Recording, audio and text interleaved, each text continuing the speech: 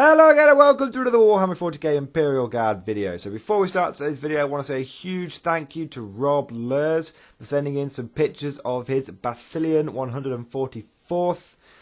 This army looks really cool. It reminds me of like a Mordian Iron Guard scheme. I really like the red and the blues with the white helmets. I of course like white helmets. All my guards will have white helmets. You should not hide your heads. Helmets are there. You know, you should be on display. Of course I approve of that. Mordian 50s rifles marches proudly into battle with brilliant white parade caps and white helmets. It's the way to do it, man. That's how real men go to battle. Thank you for sending these pictures, Rob. Absolutely fantastic. If anyone else has any cool pictures they want to send in to me, please post my Facebook page. I don't really check them any other way. It's just the most convenient way. If there will be a link down in the description of this video, and I love all the pictures you guys send in to me. Because you've always got some really cool armies. There's always some really cool conversions, some real personality in the armies, and you can really tell the love and attention that's been put into them. And I feel it's the least I can do to show, to give back to the community a little bit and to show off, the hard work that you guys have put into your armies, and just such love and attention that's been put into them. So, what we're going to be talking about today, it's going to be a bit of a different video. I keep saying that recently. I keep saying, today's going to be a bit of a different video. I'm trying different things. I'm just really branching out. I'm doing tactics videos. I'm doing battle reports. I'm doing Black Templar Fridays. I'm doing Genestealer cool stuff. I'm really branching out, because I can do that now because I'm going for these like daily uploads, and I feel like because I'm doing daily uploads, I'm putting so much content out there that I can, I can do a few more of these fun episodes, and it's, I've been getting a lot of comments recently, people saying, especially in response to when I did what's my plan for 2019 going to be. A lot of people came back, and this pops up all the time. Morning Glory, we love listening to your videos whilst I love listening to your videos whilst I'm painting. So that's what I'm going for. I'm going for some more easy listening videos, because it just casual videos. I'm putting out hardcore tactics videos, putting out battle reports, but I'm also putting out more casual stuff, because that's not because I'm going more casual and the channel's going more casual or anything like that. No, not at all. It's actually very important. I'm doing it so that you guys have stuff you can just put on whilst you're painting a model. I know I do it. I do it all the time. You guys know I have I'm a big fan of Phil the Glacial Geek, his channel, and he does this series called Deep Thoughts Thin Coats, which he started up again. He stopped doing it for a while, but he started up again, and I love that shit, because it's like a half an hour long video, and he's just talking shit, and he's painting some models whilst he's doing it, and it's great. Whenever I see a Deep Thoughts Thin Coats, I literally stick it on, and whilst he's painting something, I'm painting something, So, and I love that kind of shit. So today is going to be one of those videos, just chatting shit. It's almost like it's going to be guard related. Of course it's going to be guard related. But it's not necessarily a tactics video, guys. It's just almost like a story time. Like when I did the video on what's the fluff behind your army. That's one of my most popular videos. What's the fluff behind your army? Put that video up like almost a year ago, 6 months to a year ago, and people are still commenting on it, saying this is the fluff behind my army. This is stuff, and I reply to all of them, because I love fluff. Army fluff is so important, and that's why I love it when people like Rob send in pictures, and they're not just sending in pictures of this is my guard army. This is the Basilian 144th. It's like, yeah, fucking named regiment, numbered regiment. I always name and number my regiments. It adds so much personality. So 4-minute absolute waffle bullshit introduction. Great. That's exactly what I'm going for with this video. Just casual stuff you guys can just listen to. Do you not have to concentrate on it whilst you're painting? Like rewind. Oh, did I miss that important bit of the tactic? No, just casual, just story time. And what are we going to be talking about? Well, it's a bit of a Morning Glory history video. And what I'm going to be talking about is, the theme for today's video is going to be what units in your army have got like a history behind them. I've got a story behind them. So, example I have is when I first started collecting Imperial Guard 14 years ago. Fuck. First started collecting Imperial Guard. One of the first units that I bought and built myself. Because my entry into the Imperial Guard, and those of you who've watched the channel will know, will have heard the story before, was I spent £40. I gave someone £40 to their Imperial Guard army, and it was like 40 Cadian infantry, 2 Sentinels, my Leman Russ Demolisher, which I've still got, Basilisk, which I've got all these models still. And it was like a Cadian command squad. It's like back in the day, it's like 1,000 points of guard, and I gave him like 40. I think it was 40 quid for it. It was an insane deal. But he was a mate. He wasn't trying to make money off me. He was just a mate that he wanted more money for his Space Marines, and I wanted, and he didn't want to use his Imperial Guard anymore. This is before Allies, so you couldn't take the two together on the field. But they obviously all came built by him, and they were painted by him already. So, but the first things that I bought and built was an armoured fist squad. Now, those of you that have only joined us recently in 8th edition, well, since 5th edition. This is how long ago, man. This is how long ago I've been in the service of the Emperor. You used to be able to buy. Games Workshop would sell something called an armoured fist squad, and it was a Chimera and an infantry squad, and that was a unit in the Codex. Armoured fist squads. So back in the day, you used to take platoons of infantry, which meant for one troop choice you had to take a command squad with an officer and 2 troop choices, and that was one.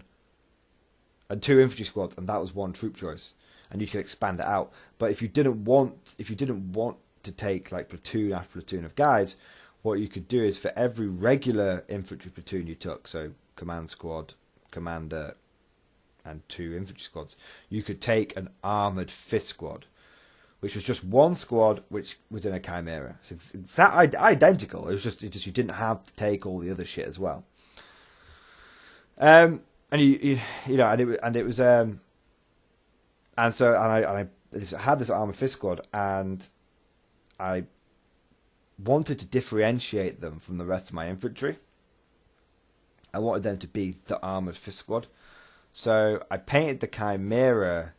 So this was back in the day when the Chimera came with it still does, I think. It came with the track guards and everything. I don't think Chimeras come with track guards anymore.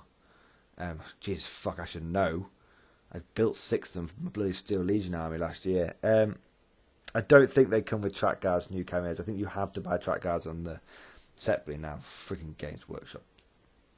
It's being cheap. But anyway, and on the front of the track guards, there's these like square panels, and I painted those blue. And it was really crisp blue.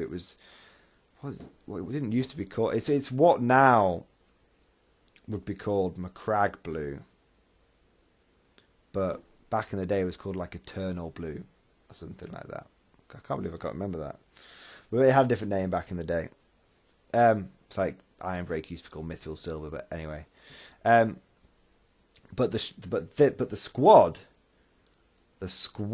had, everyone else had the classic Cadian paint scheme, but the squad for this armoured fist squad had blue shoulder pads and helmets. That's what differentiated them.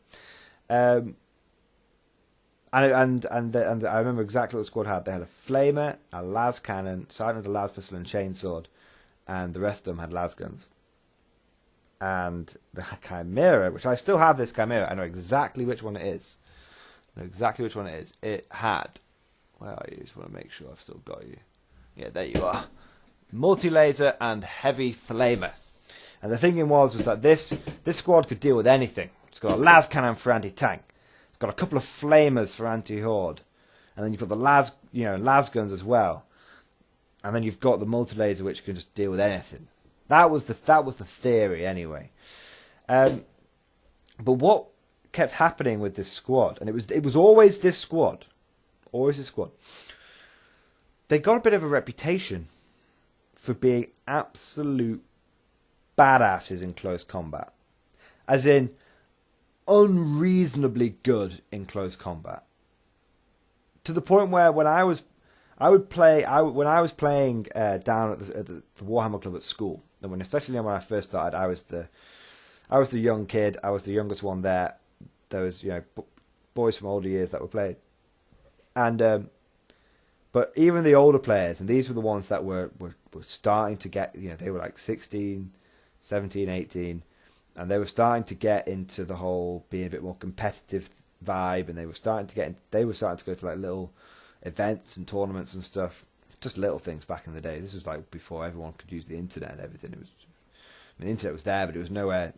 People just figured things out,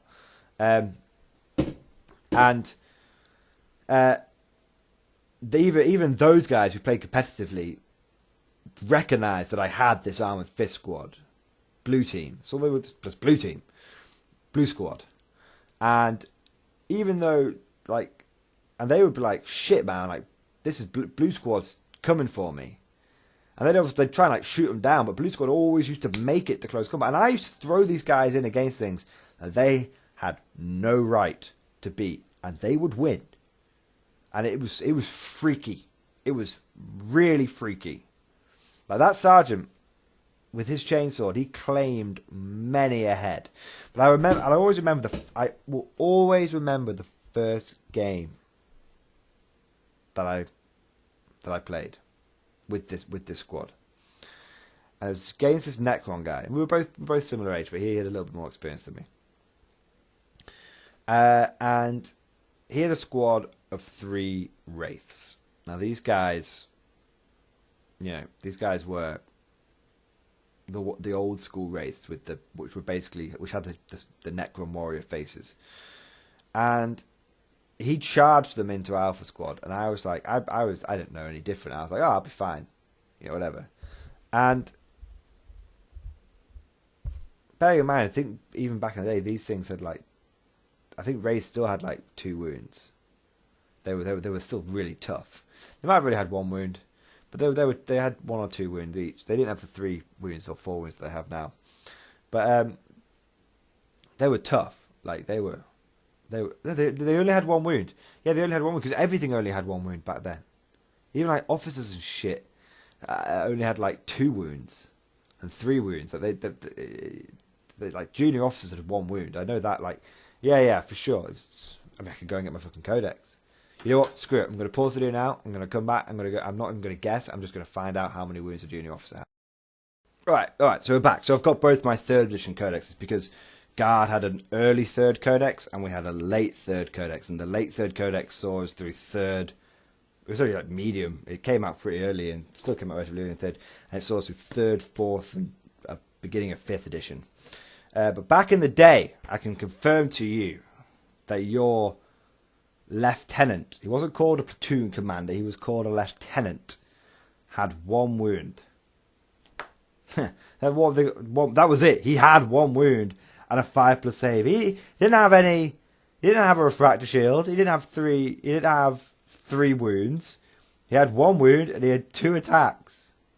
That was it. And he alone cost 35 points. Fuck me, this game has changed so much. That's an early 3rd edition. And in late 3rd edition... Oh, and your senior officers, if you had a captain, because you had different levels of company commander. Now we just have the 1 company commander. But back then you had different ranks. So your captains, which were the cheaper version, only had 2 wounds. And your colonels had 3 wounds. And then... in the 2nd codex we got for 3rd edition, it changed a little bit, and your junior officers still only had 1, but they went from being called lieutenants to junior officers, and they still only had 1 wound, and they cost 40 points. They went up in points by 5 points, and then you had senior officers, which cost 55 points, and they only had 2 wounds, and then you had heroic senior officers, grizzled veterans, they had 3 wounds. Oh man, this shit's so dope. This is so cool. This is so cool looking through this old codex. I've got every codex for Guard. I've got every one. Fucking love these guys. And I've got the Eye of Terror codex as well. So I've got my history books. But what's the fucking what point to say? So yeah, everything only had one wound. Is what I'm trying to say. Even Wraiths only had. I'm pretty sure Wraiths only had one wound back in like the original Necron codex. And so, getting back on topic, my blue squad got charged by 3 Wraiths, and by rights these Wraiths should just slice through these guardsmen, just slice through them, and they kill one guy. They killed one guy, and my opponent's like, oh well, I don't care because I've got a 3-up invuln and I've got high toughness, so I'll be fine. Blue team, this is the first game. This is when their reputation began. And because one of the older players went past and he saw the Wraiths go in, and then he came back and all the Wraiths were gone. And he was like, what?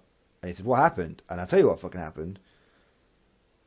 Wraiths, I killed 2 of them. Which meant because I'd lost 1 and they'd lost 2, they had to take a morale check. And you had back in the day, you had minuses for how many men you'd lost, and there was also, I believe, I could be wrong here, but you also had like an additional minus for being like outnumbered. God, so many editions ago. So, and obviously Guardsmen were outnumbering the Wraiths. So the Wraiths broke. Now, back then, it didn't matter how big your squad was. If you broke, you had what was like an initiative off. And the Necrons had really low initiative. They were slow. And so my Guardsmen caught them. And so a unit of Wraiths, which cost like 200 points or something stupid back in the day for 3 Wraiths, got run down by a 90-point unit of Guardsmen. Because that's how much you used to have to pay for a squad of Guardsmen, guys. I think it was about 90 points. It was 60 points for the squad. And then you paid a ridiculous amount for heavy weapons, obviously. Yeah, 60 points for the squad. 20 points for the last cannon, so that's 80 points. And then I had a flamer, didn't I? Oh, so it's only 3 points for a flamer, guys. Jesus Christ. Grenade launchers were 8 points. So that was the first time that Alpha Team had a reputation. And it just got ridiculous. It got ridiculous, A 20-man squad of Kroot charged them. But back in the day, how it used to happen is if you were behind a wall, you counted as basically going first. Like you were defending a barricade. So Blue Team had rocked up in their Chimera, and they jumped out, flamed the fuck out some Kroot, some las gunshots. The Kroot had passed their morale check, and then the Kroot charged them. You didn't have Overwatch or anything like that back in the day. If someone charged you, just had to accept it. And they charged in, but because Kroot didn't have grenades, not when they were first released, the guard got to go first. And I had like 10 attacks. And I hit with all of them. Wounded with... I remember it really clearly. I can almost remember the dice in front of me now. The shitty little red Games Workshop dice. And some white ones from the Lord of the Rings set I had. And they just massacred them. Just killed half the Kroot. Then the Kroot struck back and I just passed my armor saves. I just passed them. Like, that was it. Kroot just counted as having an extra attack in close combat. That's all it was. It's not this AP bullshit. They just had an extra attack. So the Kroot ran and they broke and I ran them down. Oh my god. Fucking the rage quit. Terminator Captain. Again, behind a wall. Terminators didn't have grenades, which meant my guys went first. Like a 200-point Terminator Captain charging against Alpha Team. They just killed him. It was ridiculous. Like, to the point where I would just start charging them into things. I used to pay 10 points. I gave them the Veteran Sergeant upgrade. Because you used to be able to make one of your sergeants a veteran. How cool was that? Like, these old codexes, man, they might be thinner than one-ply toilet paper. Like, these things are so, like, they're nowhere near as big. Like, my two 3rd edition codexes together are probably maybe even a little thinner, but probably the same size as my current 8th edition codex. Like, they might have been thin on the fluff, but man, like, the customization you had in these things. So yeah, an alpha team, blue squad. I keep on calling them blue team. It was blue squad. I wasn't cool enough. It was just blue for team. It was just blue squad. Yeah, they single-handedly, they would rock up flanks. They'd roll up flanks. Chaos Terminators, not a problem. Tau battle suits, not a problem. You know, they just had no right to win the battles that they won, but they always did. They always won them. And so the point of today's video, guys, is do you have those squad? Do you have that squad in your army? That badass unit? Because I'm sure, like, we all, you know, especially with how much infantry and how big everyone's armies are these days, it's really different. You know, especially, I should say there's a bit of a sad story to this. I kept blue team in their original colours for so long, until about 2 years ago, when the problem is I got a bit anally retentive when I was, like, a couple of years ago, 3 years ago. I was really smashing as many tournaments as I could get my hands on, and I kept leaving them behind because they didn't match with the rest of my army. And with tournaments, you had to kind of have, like, matching colour schemes and stuff, and so I painted over them. So now I don't know who blue squad is in my hordes of guardsmen that I have, but I still have the Chimera. I still know exactly which is their mighty steed, and I still know which is their las cannon as well. So it's not too bad. But yeah, man. So that's a bit of a sad ending. But, you know, blue. The legend of blue team lives on, and I honour their memory. I like to honour their memory by making every game now. I do it. Just unreasonable bayonet charges. I love my bayonet charges. Like, I did a video on this a while ago about, you know, combat commissars, and how there is nothing cooler than a commissar leading a bayonet charge, and it's true, there isn't. Commissar with a power sword leading a couple of squads of guardsmen to combat will actually get things done.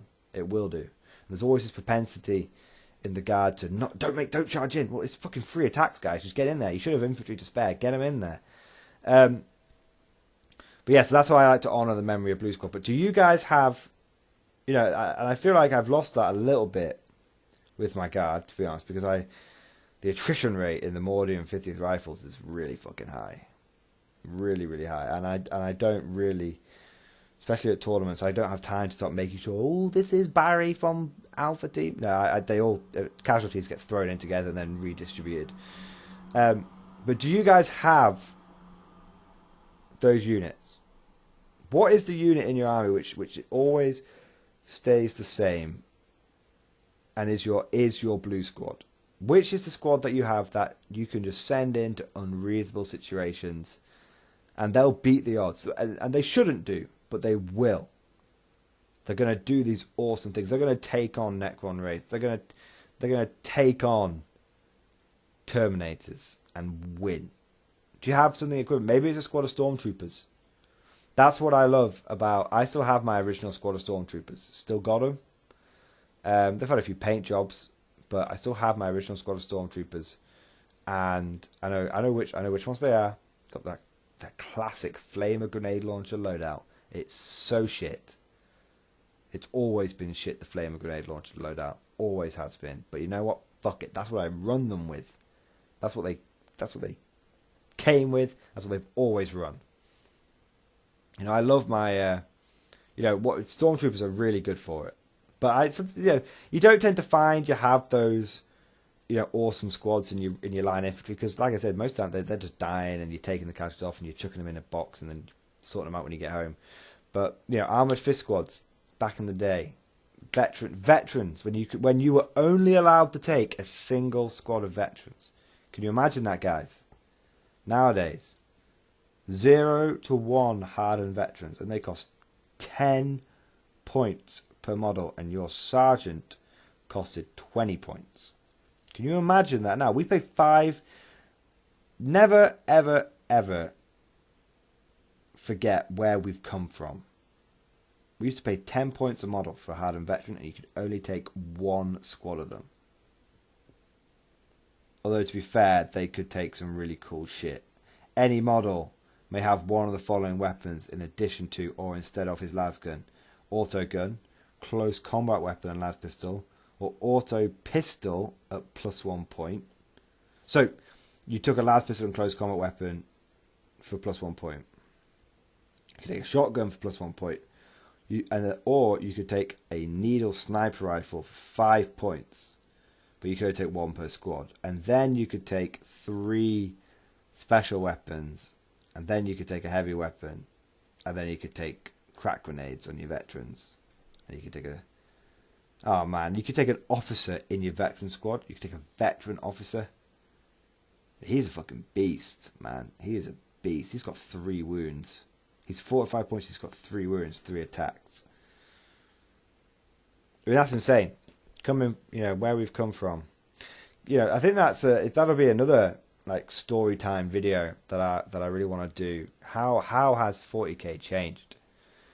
People don't appreciate this in people who have started in 6th and 7th and 8th. Well, mostly 7th edition. People who started in 7th, but especially people who started in 8th. You really don't appreciate how the game has changed.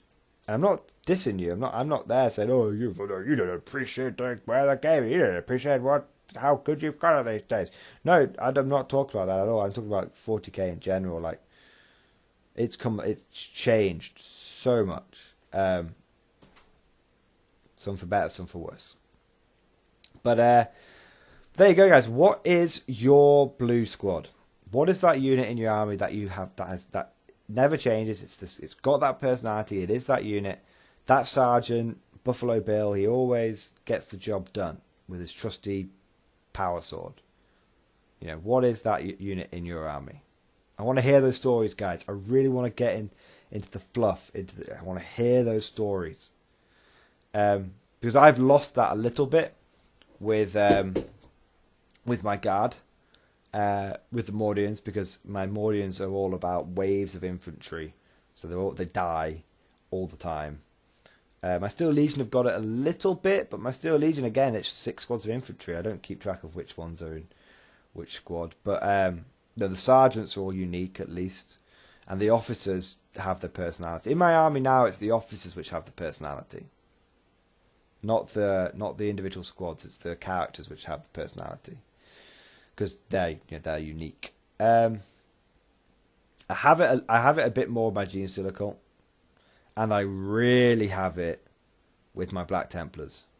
Really, every single one of my Black Templar squads pretty much stays in. Each squad stays as I build them. That is squad purge squad, or like squad purging or Pejorus or something like that. That's. Those squads stay the same, and that's why I really love my Black Templars, because it's got so much character, so much personality. Every squad has a story behind it. Every squad at some point has achieved something incredible, like the time when that first squad of Templars I ever built, the one which has got the plasma gun, the guy with the blue power sword, and the guy with the red power sword and combi melter. And when they single-handedly took down an armature.